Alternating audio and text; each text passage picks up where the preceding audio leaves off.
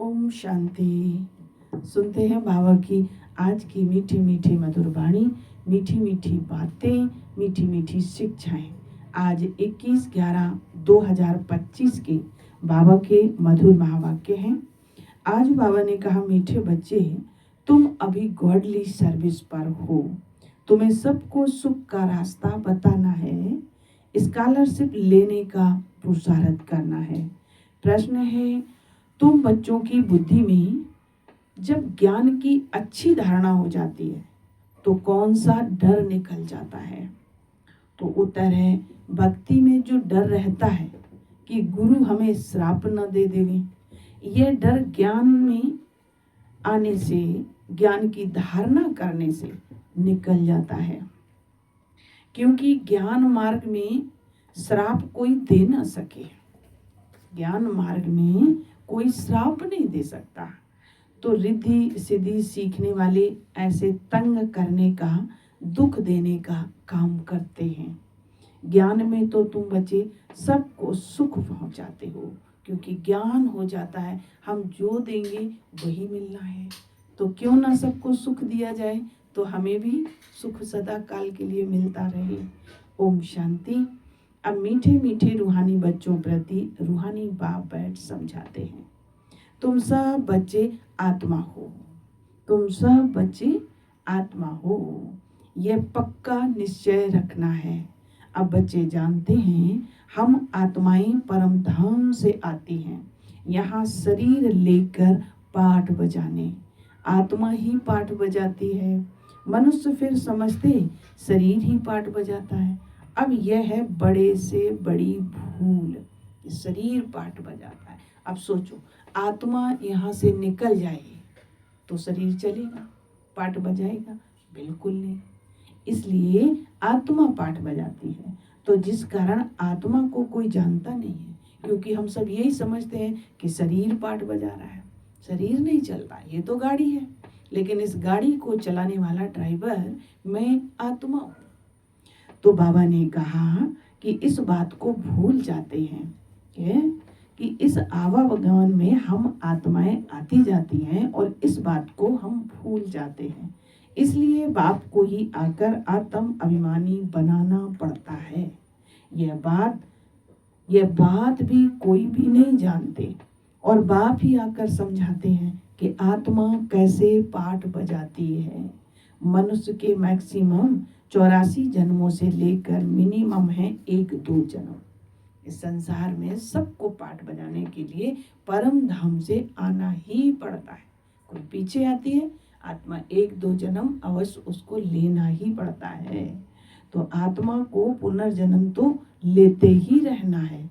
इससे सिद्ध होता है बहुत जन्म लेने वाला बहुत पुनर्जन्म लेते हैं, तो थोड़े जन्म लेने वाला कम पुनर्जन्म लेते हैं। जैसे नाटक में कोई का शुरू से पिछाड़ी तक पाठ होता है ना, शुरू से आरंभ होता है और लास्ट तक उसका पाठ होता है। कोई का पाठ थोड़ा होता है। अब ये कोई मनुष्य नहीं जानते, तो आत्मा अपने को ही नहीं जानती। कोई मनुष्य कैसे जाने? हमें खुद अपने को ही पता नहीं है कि मैं कौन हूँ। तो आत्मा की बात ही है ना, बाप है आत्माओं का। श्री कृष्ण तो आत्माओं का बाप है नहीं। श्री कृष्ण को निराकार तो नहीं कहेंगे ना, क्योंकि श्री कृष्ण का तो साकार शरीर है, उनको तो निराकार नहीं कहेंगे ना। तो साकार में ही उनको पहचाना जाता है। आत्मा तो सबकी है, हर एक आत्मा में पाठ तो नूंदा हुआ है।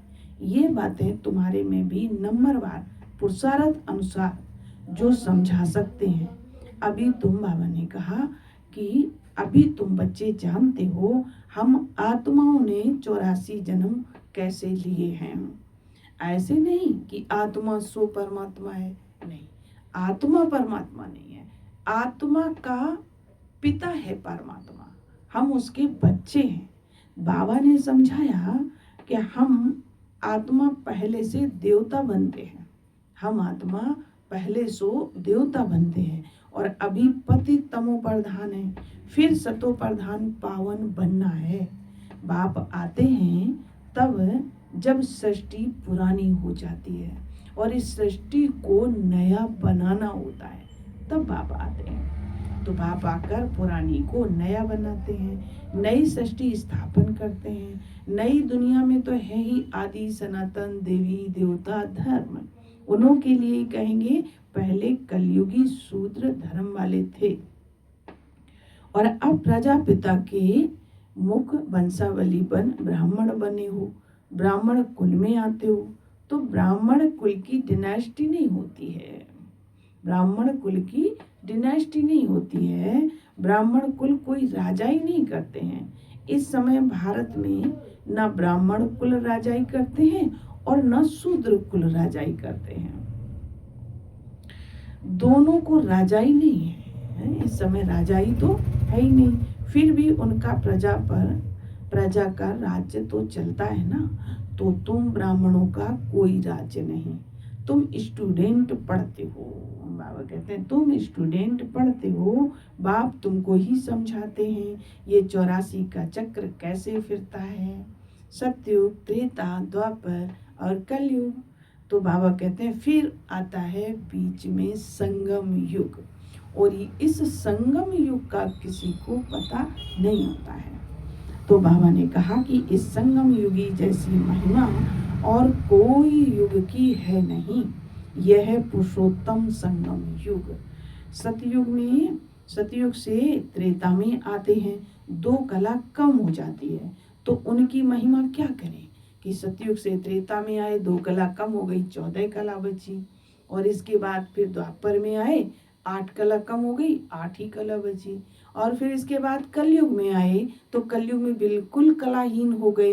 तो इनकी महिमा नहीं है, संगम युग की महिमा है, क्योंकि संगम युग में हम चढ़ती कला में जाते हैं।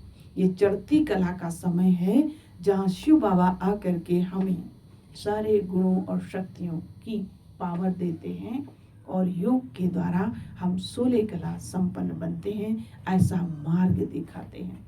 तो ये वो समय होता है कि ये संगम की कलयुग से और आना अब सतयुग है। तो कलयुग और सतयुग के जो बीच का संगम है ना, इस संगम में हमें संपूर्ण 21 जन्मों का भाग्य बनाने की बेला, इसको कह सकते हो आप, कि संगम युग में ही हमें है ना पूरी 16 कला संपन्न बनने की विधि परमात्मा सिखाते हैं। तो ये बहुत सुंदर युग है। तो बाबा कहते हैं सतयुग से त्रेता में आते हैं, 2 कला कम होती है, तो उनकी महिमा क्या करेंगे, गिरने की महिमा थोड़ी होती है। कलयुग को तो कहा ही जाता है पुरानी दुनिया। अब नई दुनिया स्थापन होनी है जहाँ देवी देवताओं का राज्य होता है। अब वह पुरुषोत्तम थे, है ना, अब ऐसी दुनिया बनने जा रही है कि जहाँ देवी देवताओं का राज्य है।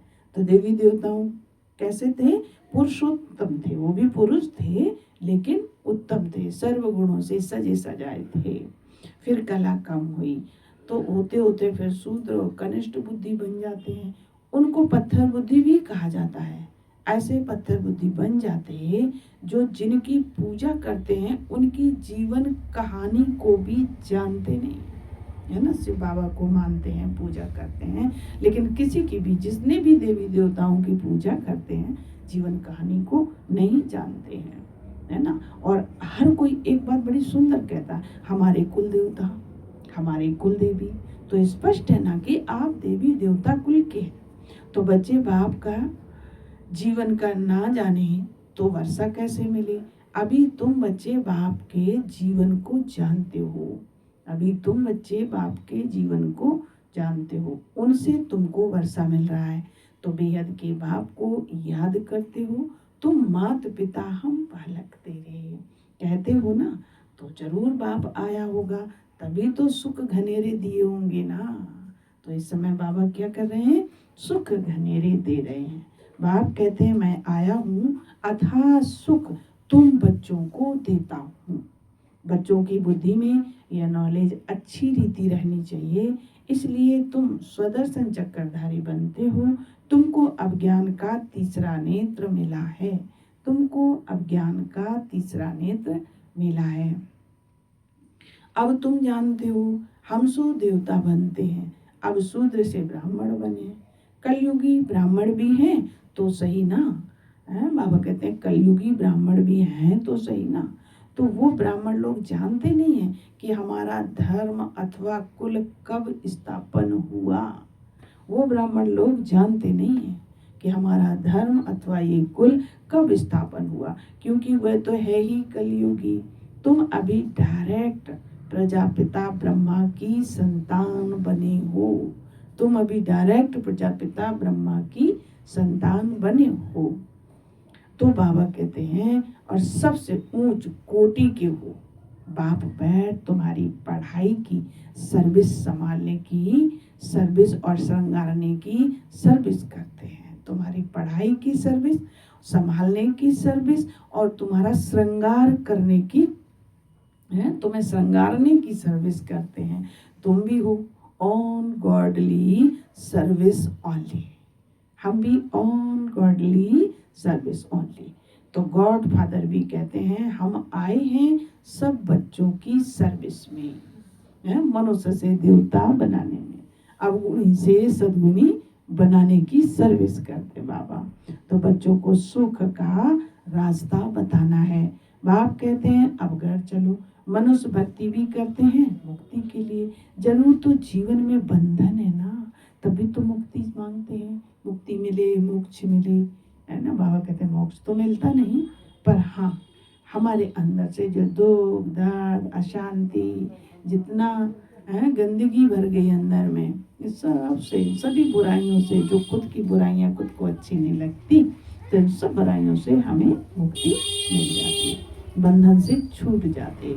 बाप आकर इन बातों से छुड़ा देते हैं। तुम बच्चे जानते हो त्राही त्राही करेंगे, हाहाकार के बाद जय जयकार होनी है। आगे ऐसा समय, ऐसा विकराल समय आना है। बाबा ने कहा अब तुम्हारी बुद्धि में कितनी हाय हाय करेंगे, जब नेचुरल कैलेमिटीज आदि होगी, वो हो रही है, एक तरफ से सफाई हो रही है। तो बाबा ने कहा यूरोपवासी यादव भी हैं, तो बाप ने समझाया यूरोपवासियों को यादव कहा जाता है। दिखाते हैं ना पेट से मूसल निकले और फिर श्राप दिया। अब श्राप आदि की तो बात ही नहीं है, यह तो ड्रामा है। बाप वर्षा देते हैं, रावण श्राप देते हैं, तो यह एक खेल बना है। बाकी श्राप देने वाले तो दूसरे मनुष्य होते हैं, उस श्राप को उतारने वाले भी होते हैं। बाबा ने कहा गुरु गोसाई आदि से भी मनुष्य लोग डरते हैं, गुरु गोसाई आदि से भी मनुष्य लोग डरते हैं कि कोई श्राप न दे देवे। तो वास्तव में ज्ञान मार्ग में श्राप कोई दे न सके, वास्तव में ज्ञान मार्ग में श्राप कोई दे न सके। ज्ञान मार्ग में और भक्ति मार्ग में श्राप की कोई बात नहीं है। ज्ञान मार्ग में भक्ति मार्ग में श्राप की कोई बात नहीं है। जो रिद्धि सिद्धि आदि सीखते हैं वो श्राप देते हैं, लोगों को बहुत दुखी कर देते हैं। रिद्धि सिद्धि वाले भी दुखी कर देते हैं, पैसे भी बहुत कमा लेते हैं, लेकिन साथ साथ में दुख भी कमा लेते हैं। जब किसी को दुख देंगे तो धन लिया है, दुख दे करके वो धन कमाया, तो वो धन दुख लेकर के ही तो आएगा हमारे जीवन में। तो बाबा ने कहा कि बहुत पैसे कमा लेते हैं, भक्त लोग ये काम नहीं करते हैं। ये रिद्धि सिद्धि वाला, उन्हें तो बस भगवान से मिलने की आस होती है, इसलिए पूजा अर्चना आदि करते हैं। तो भक्त लोग ये काम नहीं करते हैं। तो बाबा ने ये भी समझाया कि संगम के साथ पुरुषोत्तम अक्षर जरूर लिखो, त्रिमूर्ति अक्षर भी जरूर लिखना है, त्रिमूर्ति अक्षर भी जरूर लिखना है, और प्रजापिता अक्षर भी जरूर है, क्योंकि ब्रह्मा नाम भी बहुतों के हैं। तो प्रजापिता अक्षर लिखेंगे तो समझेंगे साकार में प्रजापिता ब्रह्मा ठहरा। सिर्फ ब्रह्मा लिखने से सूक्ष्म वतन वाला समझ लेते हैं, तो बाबा ने कहा सूक्ष्म वतन वाला समझ लेते हैं, तो ब्रह्मा विष्णु शंकर को भगवान कह देते हैं। तो प्रजापिता कहेंगे तो समझा सकते हो, प्रजापिता तो यहाँ है, तो जब प्रजा यहाँ है तो प्रजा का पिता भी यहाँ ही होना चाहिए। तो सूक्ष्म वतन में कैसे हो सकता है? विष्णु को दो तो दिखाते हैं, ब्रह्मा की नाभि से निकला। तुम बच्चों को भी ज्ञान मिला है, नाभि आदि की कोई बात ही नहीं है। ब्रह्मा सो विष्णु और विष्णु सो ब्रह्मा कैसे बनते हैं, सारे चक्र का ज्ञान तुम इन चित्रों से समझा सकते हो। बिगड़ चित्र समझाने में मेहनत लगती है। चित्र में देख करके ना झट समझ जाते हैं ना, चित्र में देखकर झट समझ जाते हैं, तो बिगड़ चित्र समझाने में मेहनत लगती। बाबा ने कहा ब्रह्मा सो विष्णु, विष्णु सो ब्रह्मा बनते हैं। लक्ष्मी नारायण 84 का चक्कर लगा करके फिर ब्रह्मा सरस्वती बनते हैं। बाबा ने पहले से नाम दे दिया, यह भट्टी बनी तो नाम दिए, फिर कितने चले गए नाम लेकर के, है ना। जितने यज्ञ में आए बाबा पहले सबको नाम देते थे, फिर वो अपना नाम लेकर के चले गए। बाबा ने कहा फिर कितने चले गए, इसलिए समझाया ब्राह्मणों की माला होती नहीं, क्योंकि ब्राह्मण हैं पुरुषार्थी कभी नीचे कभी ऊपर होते रहते हैं। ग्रहचारी बैठती है। बाबा तो जौहरी था ना, मोतियों आदि की माला कैसे बनती है अनुभवी है। ब्राह्मणों की माला पिछाड़ी में बनती है। हम सो ब्राह्मण दैवी गुण धारण कर देवता बनते हैं। फिर सीढ़ी उतरनी है, नहीं तो 84 जन्म कैसे लेंगे। 84 जन्मों के हिसाब से यह निकल सकते हैं। तुम्हारा आधा समय पूरा होना है तो तब दूसरे धर्म वाले ऐड होते हैं। माला बनाने में बड़ी मेहनत लगती है, बड़ी संभाल से मोतियों को टेबल पर रखा जाता है। बाबा भी देखो बच्चों की एक एक माला, एक एक बच्चा कहाँ कहाँ से उठा करके एकत्रित करते हैं, एक एक गुड़िया को। बाबा ने कहा कि संभाल से मोतियों को टेबल पर रखा जाता है कि यहाँ हिले नहीं, फिर सुई से डाला जाता है। कहाँ ठीक ना बने तो फिर माला तोड़नी पड़ी। ये तो बहुत बड़ी माला है। तुम बच्चे जानते हो हम पढ़ते हैं नई दुनिया के लिए, हम पढ़ते हैं नई दुनिया के लिए। बाबा ने समझाया कि स्लोगन बनाओ, हम शूद्र सो ब्राह्मण, ब्राह्मण सो देवता कैसे बनते हैं आकर समझो। ये चक्र तो जानने से तुम चक्रवर्ती राजा बनेंगे, स्वर्ग का मालिक बन जाएंगे। ऐसे स्लोगन बनाकर बच्चों को सिखलाना चाहिए। बाबा युक्तियाँ तो बहुत बतलाते हैं, वास्तव में वैल्यू तुम्हारी है। तुमको हीरो हीरोइन का पाठ मिलता है और हीरे जैसा तुम बनते हो। फिर 84 का चक्कर लगाए कौड़ी मिसल बनते हो।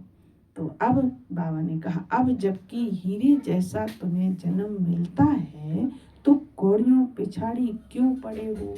बाबा कहते हैं तो कौड़ियों पिछाड़ी क्यों पड़े हो। ऐसे भी नहीं कोई घर बार छोड़ना है।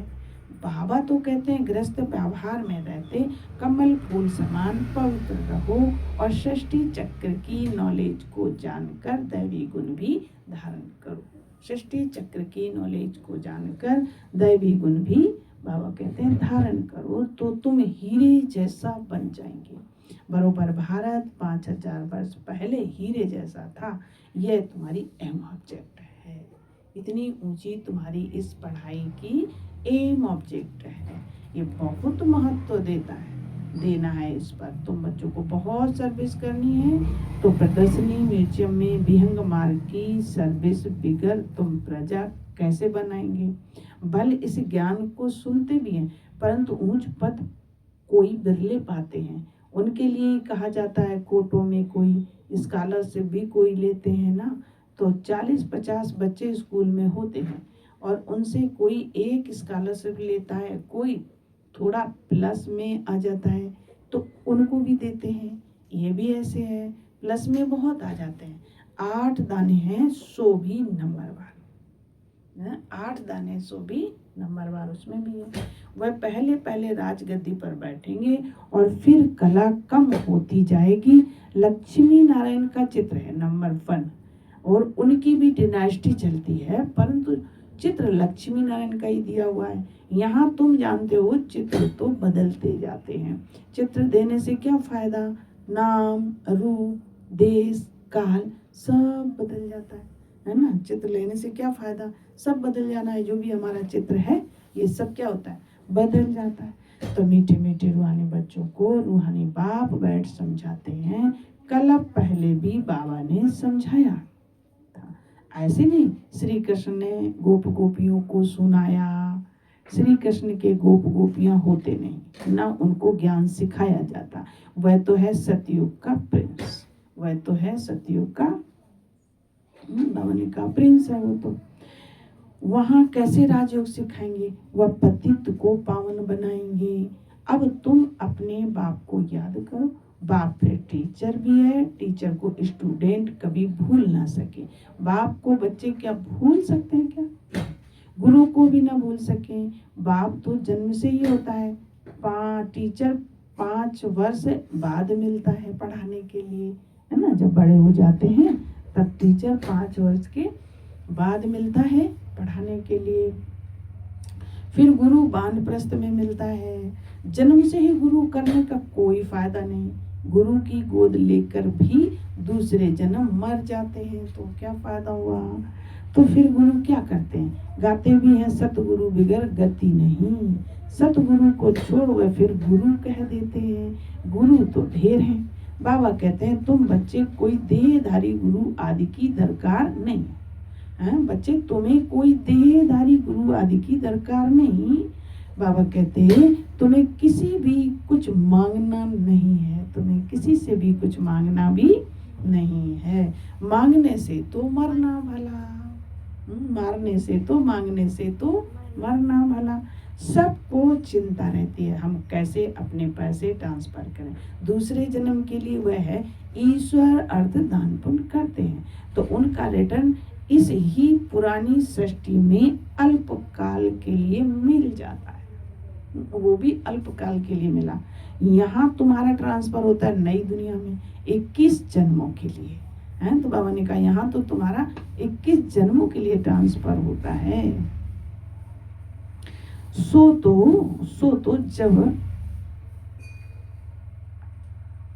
किस जन्म के लिए ट्रांसफर होता है, बाबा ने कहा 21 जन्म के लिए। तन मन धन तीनों चीज, तन भी मन भी और धन भी, तो तीनों चीज प्रभु के आगे अर्पण करना है। सो तो जब आए तब अर्पण करेंगे ना।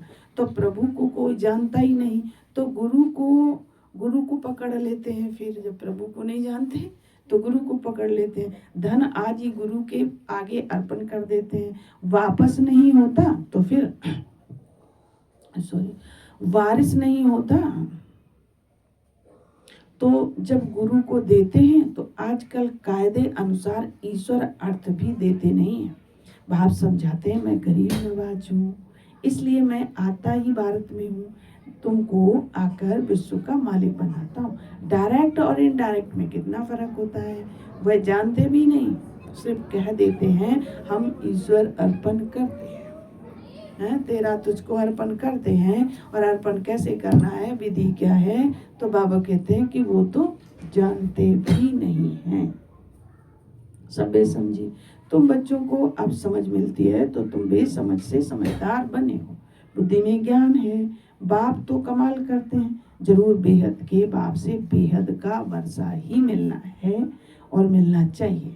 बाप से तुम वर्षा लेते हो सिर्फ दादा द्वारा, दादा भी उनसे वर्षा लेते हैं। वर्षा लेने वाला एक ही है, वर्षा देने वाला एक ही है। और लेते कितने लोग हैं, सारी दुनिया। और कहते हैं भिखारी सारी दुनिया, दाता एक राम है, लेकिन समझते नहीं। तो उनको ही याद करना है। बाप कहते हैं बच्चे मैं इनके बहुत जन्मों के अंत को मैं जानता हूँ। इनके ब्रह्मा बाबा के बहुत जन्मों के अंत में आता हूँ, इनमें प्रवेश करके इनको भी पावन बनाता हूँ। एक पावन बनाता फिर बहुत सारे सैंपल पावन बनते हुए भगवान को एक सैंपल आकर के बनाना पड़ता कि पावन क्या है, पावनता क्या है, और फिर बहुत सारे बनना शुरू हो जाते हैं। तो जो फिर ये फरिश्ता बन जाते हैं। बैच पर तुम बहुत सर्विस कर सकते हो। बाबा ने कहा तुम्हारा ये सब है अर्थ सहित बैचेज।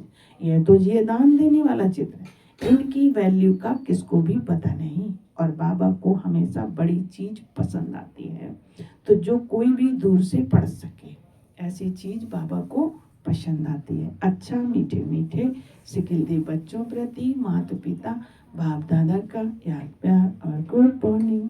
रूहानी बाप की रूहानी बच्चों को नमस्ते। हम रूहानी बच्चों की रूहानी बाप दादा को याद प्यार गुड मॉर्निंग नमस्ते। धारणा के लिए सार है, बाप से बेहद का वर्षा लेने के लिए डायरेक्ट अपना तन मन धन ईश्वर के आगे अर्पण करने में समझदार बनना है। अपना सब कुछ 21 जन्मों के लिए ट्रांसफर कर देना है।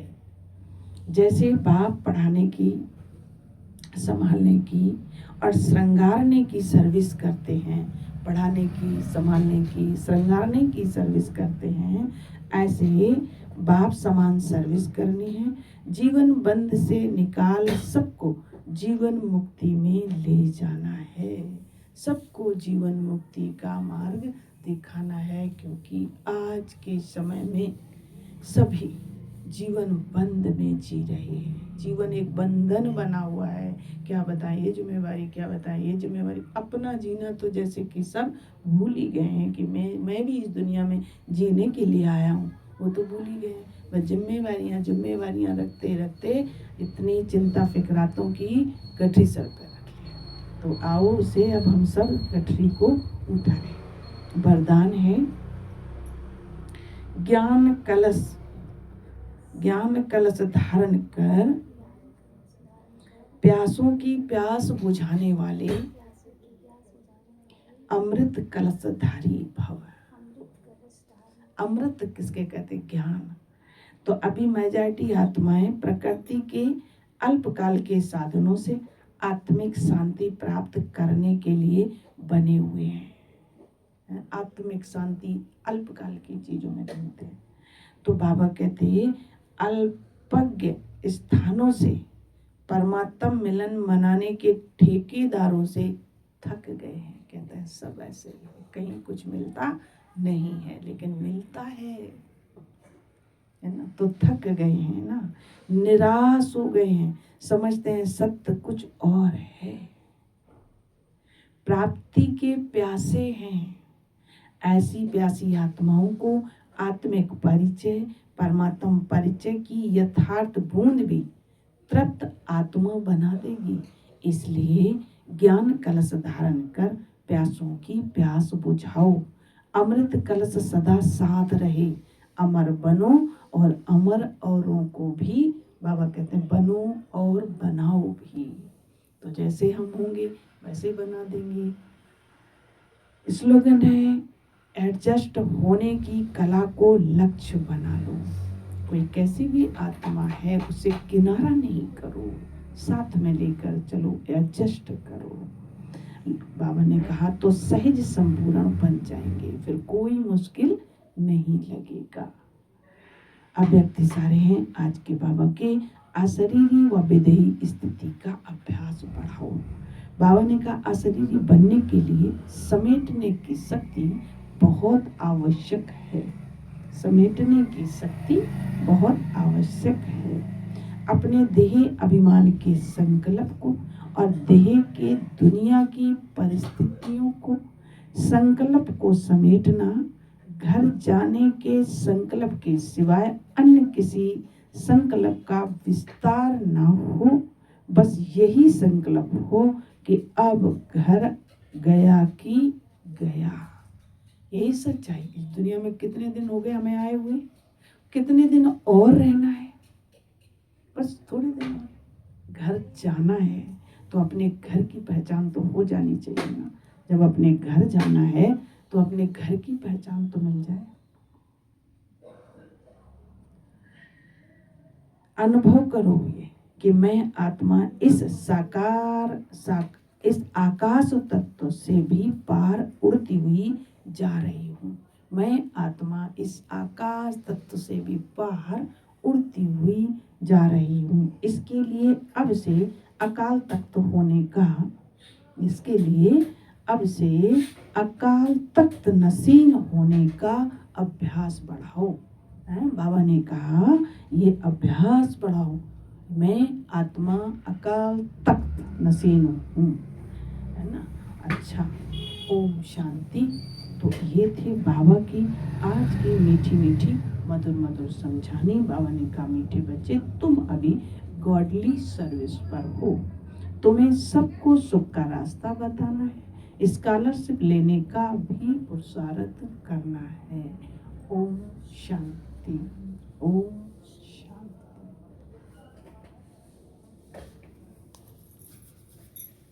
तो ये थी बाबा की आज की मीठी मीठी समझानी। हम सबने प्यार से सुन। 3 मिनट बाबा का योग करते हैं।